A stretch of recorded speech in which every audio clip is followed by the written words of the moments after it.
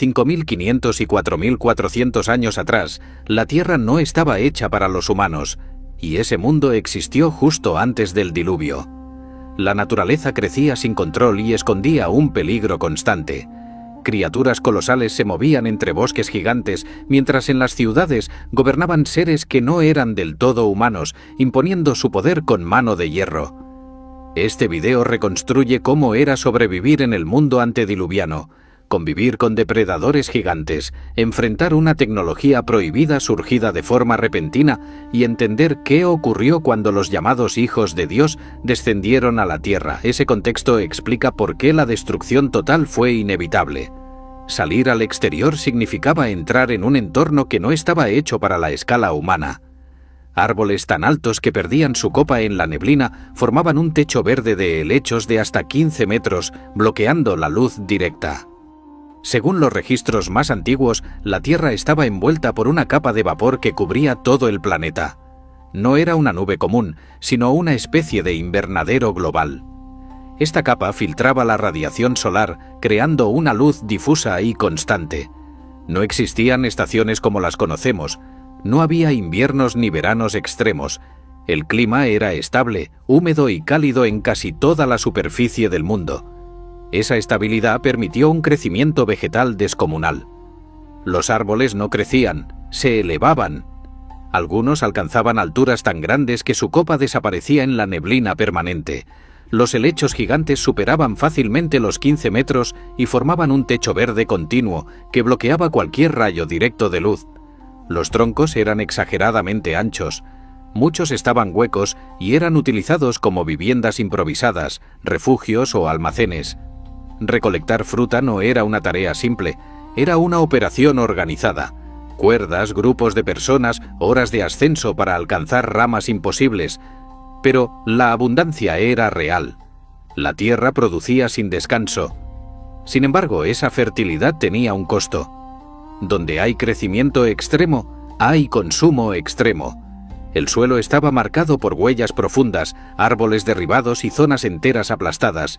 El temblor bajo los pies era una señal inequívoca. Si el suelo vibraba, había que detenerse, mirar, esperar. Algo grande se movía cerca. El libro de Job describe a una criatura llamada Behemoth, una bestia cuya fuerza residía en sus lomos y cuyos huesos eran como barras de hierro. La descripción coincide con grandes saurios herbívoros, criaturas colosales que pastaban en manadas. Su sola presencia alteraba el paisaje, y no estaban solos. Reptiles voladores surcaban los cielos, proyectando sombras enormes sobre aldeas y ríos. Aves de rapiña de tamaño descomunal pescaban desde el aire y en ocasiones descendían lo suficiente como para llevarse animales o niños distraídos. Por eso las aldeas tenían muros altos, techos reforzados y reglas estrictas. Nadie caminaba solo cuando la luz comenzaba a bajar. La instrucción original era dominar la creación. Pero dominar algo de 20 toneladas no era una tarea espiritual, era un desafío práctico imposible. Solo los atentos sobrevivían. Los lentos, los confiados, los distraídos desaparecían. Vivir en ese mundo era librar una batalla silenciosa cada día, pero paradójicamente los animales gigantes no fueron la causa del colapso, pero seguían un orden. El verdadero caos comenzó cuando ese orden fue roto por algo que no pertenecía a la tierra. No venía del suelo, venía de arriba, algo extraño en el cielo. Un punto de luz donde no debía haberlo. Luego otro, y otro más. No se movían como estrellas, no caían como meteoros. Descendían lentamente, con control, como si eligieran exactamente dónde aterrizar. Las personas se detenían a mirar. El silencio se apoderaba de aldeas enteras. Los animales se inquietaban antes que los humanos. Y entonces unas luces atravesaban las nubes bajas y descendían directamente sobre los centros poblados. No eran relámpagos ni meteoros. Los textos antiguos los llaman vigilantes. No porque observaran desde lejos, sino porque decidieron involucrarse. Caminaban entre los hombres como si el mundo les perteneciera. Lo primero que impactaba no era lo que hacían, sino lo que eran. Su altura superaba con facilidad a cualquier humano. 2,5 metros, quizá más. Pero el tamaño no era lo más perturbador. Su piel emitía una luminosidad tenue, constante, como metal calentado que nunca se enfría. Sus ojos brillaban incluso en la oscuridad. No necesitaban intérpretes. Hablaban todos los idiomas. Conocían nombres, historias familiares, secretos que nadie había contado jamás. Miraban a las personas como quien revisa un proyecto antiguo. No llegaron con armas, llegaron con regalos, semillas que germinaban en la mitad del tiempo, técnicas para trabajar metales que nadie conocía, conocimientos sobre las estrellas, las plantas, el cuerpo humano. Enfermedades que antes eran sentencia de muerte comenzaron a curarse. La producción agrícola se disparó. El progreso fue inmediato y deslumbrante. El libro de Enoc es explícito. Azazel enseñó el arte de la guerra, espadas, escudos, corazas. Shemyaza enseñó encantamientos y hechicería. Baraquel explicó el movimiento de los astros. Fue una descarga de conocimiento que, de forma natural, habría tomado miles de años. Todo llegó de golpe. Pero el suspenso estaba en el precio. Ellos no pidieron oro, no pidieron tierras, no pidieron adoración al principio, pidieron mujeres. Génesis lo dice, vieron que las hijas de los hombres eran hermosas y las tomaron para sí, las que quisieron. No fue una propuesta, fue una toma de posesión. Las familias observaban impotentes, no había forma de resistir. ¿Cómo negar algo a un ser que descendió del cielo, que controla fuerzas que no entiendes, que puede aplastar a un hombre con una mano? Las ciudades celebraron, las aldeas temblaron. Nadie comprendía aún las consecuencias, porque cuando los vigilantes cruzaron esa línea, algo invisible pero irreversible ocurrió. No solo se mezclaron linajes, se alteró el diseño mismo de la humanidad, y lo que comenzó a crecer en los vientres de aquellas mujeres no pertenecía completamente a este mundo. Algo no estaba bien desde el inicio. Las mujeres elegidas por los vigilantes comenzaron a experimentar cambios que ninguna partera había visto jamás. El crecimiento dentro del vientre era anormalmente rápido. Los movimientos no eran suaves, eran violentos, dolorosos, como si algo intentara escapar antes de tiempo. Muchas no sobrevivieron al parto. Los textos antiguos describen gritos que duraban horas, cuerpos agotados, sangre en cantidades que no tenían explicación. Y cuando finalmente el nacimiento ocurría, el silencio caía sobre la habitación. No por alivio, por horror. Los bebés no nacían como humanos. Venían al mundo con cerca de 1 metro de longitud. Sus ojos se abrían de inmediato. Algunos textos dicen que iluminaban el ambiente. No lloraban como recién nacidos. Observaban. Respiraban con fuerza. Tenían hambre. Un hambre que nada conseguía saciar. Las parteras sabían, en el instante del nacimiento, que aquello no era un niño humano. No era una variación genética. Era el nuevo estándar. El resultado directo de una unión que nunca debió existir. El crecimiento era escalofriante. En pocos meses ya caminaban. A los 2 años tenían la fuerza de un adulto entrenado. Rompían objetos sin querer, derribaban puertas, herían a otros niños durante juegos que terminaban en tragedia. No por maldad consciente, sino por ausencia total de límites físicos. A los 5 años ya alcanzaban el tamaño de un adulto humano. A los 10 superaban fácilmente los 3 metros. En la edad adulta, muchos llegaban a 4 metros de altura. Eran titanes biológicos. Arrancaban árboles jóvenes como si fueran ramas secas. Levantaban rocas que 10 hombres no podían mover. Mataban animales salvajes con las manos desnudas. Los Nefilim aprendían rápido. Hablaban temprano. Comprendían conceptos complejos, pero no desarrollaban empatía. El libro de Enoc los describe como devoradores del trabajo de los hombres. Consumían cosechas enteras, luego rebaños, luego la fauna salvaje. Cuando todo eso se agotó, comenzaron a mirar a los humanos de otra manera. No veían personas, veían recursos. Entendían emociones en teoría, pero no las sentían. Sabían qué era el miedo, pero no lo compartían. Sabían qué era el dolor, pero no les importaba. Para ellos, un humano era algo que se podía usar, mover o eliminar. Muchos mataron por impulso, por rabia, por curiosidad. No había castigo posible. Y cuando esos híbridos alcanzaron su madurez completa, ocurrió lo inevitable. Dejaron de verse como hijos de algo. Decidieron que eran dioses en la tierra. Ya no querían coexistir. Querían gobernar. Cuando los Nefilim alcanzaron su pleno desarrollo, el mundo cambió de dueño. Eran una clase dominante. Titanes caminando entre humanos comunes, no como protectores, sino como amos. Su tamaño, fuerza y ausencia total de empatía los colocó automáticamente en la cima de cualquier estructura social. Imagina un gobernante de 4 metros de altura con fuerza suficiente para aplastar a un hombre con una sola mano y un apetito mayor que el de 100 personas. No había policía, no había tribunales, no había posibilidad de apelación. Su palabra era ley, y quien cuestionaba, desaparecía. Génesis los llama hombres de renombre. En hebreo, Anshei Hashem. No significa héroes morales, significa figuras famosas, temidas, celebradas. Eran las celebridades del mundo antiguo, reyes, campeones, señores de guerra. Construían palacios de piedra, levantaban muros gruesos y exigían tributos constantes. Grano, animales, metales, mujeres. Estatuas colosales eran erigidas en su honor, templos donde se ofrecían sacrificios. Pero pronto surgió un problema imposible de ignorar: el hambre. ¿Cómo alimentar a una población de gigantes? El libro de Enoc describe la escalada con precisión aterradora. Primero consumieron toda la producción agrícola, luego los rebaños, después la fauna salvaje. Los campos quedaron vacíos, los bosques silenciosos. Y entonces comenzaron a mirar a los humanos. Tradiciones judías antiguas dicen que desarrollaron apetito por carne humana y sangre. El canibalismo no se practicaba en secreto. Altares donde personas eran sacrificadas frente a multitudes aterrorizadas. La sangre corría como ofrenda. El miedo se volvió educación.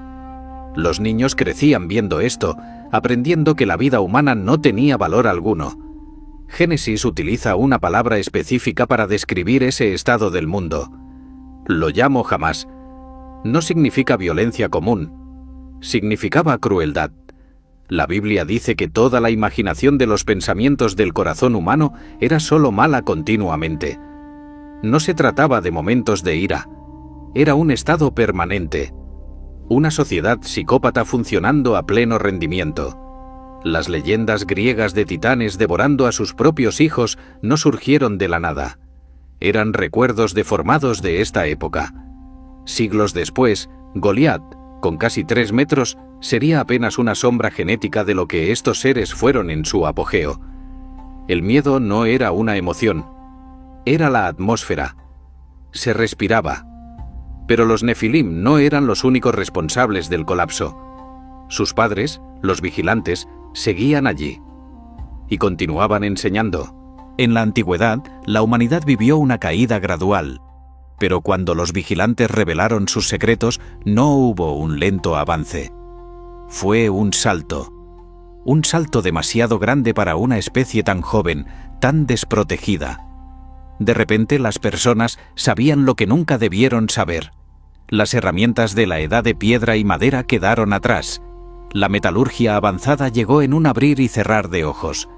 No fue un descubrimiento, fue una transferencia directa de tecnología. Espadas, cuchillos, escudos, corazas, todo fabricado con metales que no se podían encontrar en la naturaleza. Y lo peor, lo más devastador, no solo sabían fabricar armas, también sabían cómo matarse con ellas.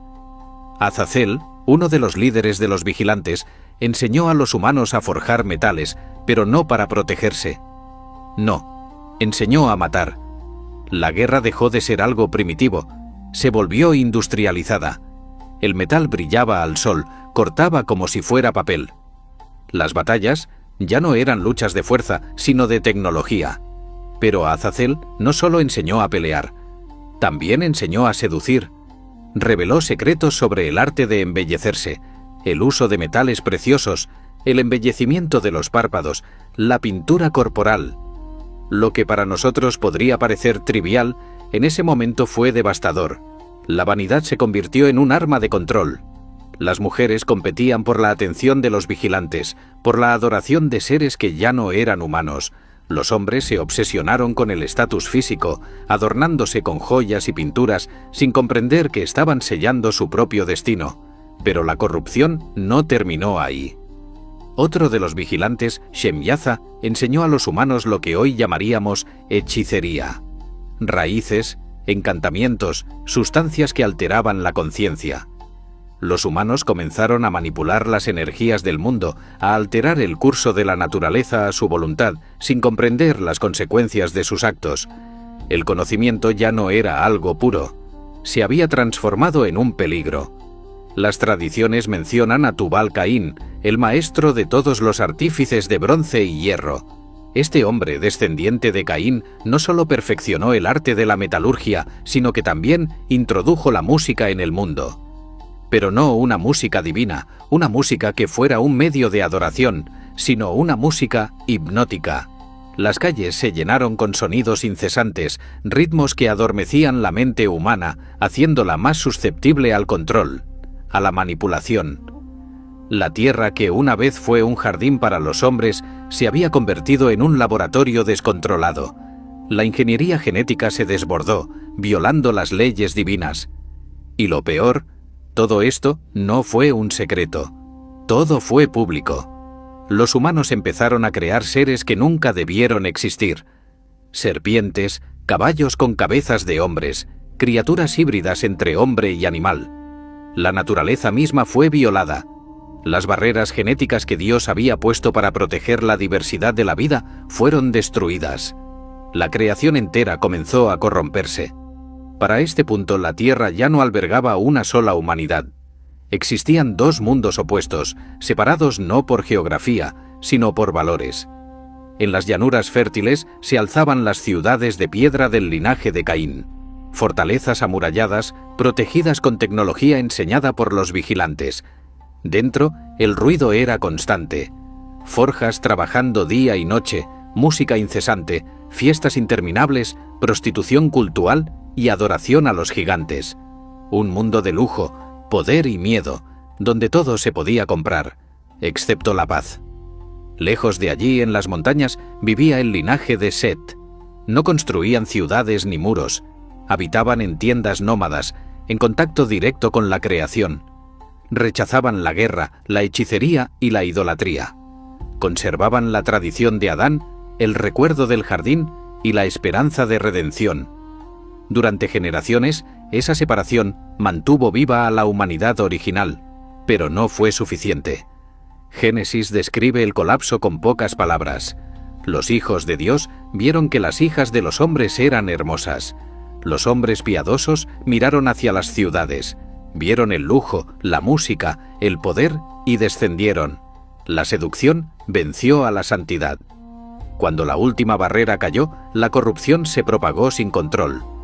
El diluvio no vino porque algunos eran malos, sino porque ya no quedaba nadie incorrupto. La humanidad se volvió uniforme en su maldad, y mientras la ética humana colapsaba, algo aún más perturbador estaba ocurriendo. La vida misma estaba siendo alterada. Durante miles de años, el mundo había vivido bajo una estabilidad perfecta, pero de pronto, algo comenzó a fallar. La capa de vapor que protegía la Tierra empezó a colapsar. Por primera vez en la historia, los seres humanos sintieron frío. No miedo, frío. El viento sopló con una fuerza desconocida. El cielo se oscureció. Nubes densas bloquearon la luz difusa. El sonido del trueno, algo jamás escuchado, retumbó como una herida en el firmamento. Y entonces cayó la primera gota. Génesis lo describe con precisión inquietante. Aquel día se rompieron todas las fuentes del gran abismo y las compuertas de los cielos se abrieron. No fue solo lluvia. El suelo se partió. Reservorios subterráneos explotaron. Géiseres brotaron con violencia desde la corteza terrestre mientras el cielo se desplomaba sobre el mundo. El agua subió metros en minutos. Ríos desbordaron instantáneamente. Ciudades enteras desaparecieron en horas. Los muros que habían sido construidos para mantener enemigos fuera se transformaron en trampas mortales, encerrando el agua dentro. Algunos corrieron a palacios de piedra. Otros intentaron escalar montañas. Fue inútil. Mientras la civilización más avanzada, violenta y genéticamente alterada de la historia se hundía en el lodo, una estructura de madera ridiculizada durante décadas comenzó a flotar. Una caja gigantesca construida por un hombre llamado Noé. Una puerta se cerró. Y el silencio que siguió fue ensordecedor. La mayor civilización que jamás existió fue borrada tan completamente que hoy la llamamos mito. Pero sus ecos sobreviven en textos antiguos, leyendas y advertencias. El mundo antediluviano no cayó por ignorancia, sino por conocimiento sin sabiduría, poder sin límites y progreso sin ética. El diluvio no fue solo destrucción, fue un reinicio, una oportunidad para preservar lo que aún podía ser salvado.